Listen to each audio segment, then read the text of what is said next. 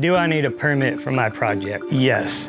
Contrary to popular belief, or maybe what some other contractors may tell you, if your project takes place outside of your home, for example, if you're putting in a concrete slab or a deck or a driveway or a patio overhang, anything that might cause impervious cover to be constructed, that does require a permit through the county. Even if you live outside of city limits, that's still a requirement.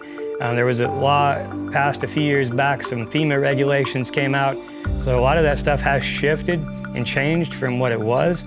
So we still hear a lot of customers telling us that other contractors tell them they don't need permits because we're outside the city limits, and that's simply not true. Good example recently, we had a new customer recently moved to town. They purchased a property outside of city limits within the county. They wanted us to build them a nice patio overhang with a deck. We went down to file the permit with the county, and in order for us to even get the permit for our project, we had to go back and permit a job that the previous owner of that home had done before that sale or that transaction took place. So we actually had to go back and file the permit, go through that process, pay those permit fees before we could even get our project approved or permitted. So don't put yourself in that situation, and make sure that you're talking with appropriate contractors that know what they're talking about when it comes to permitting.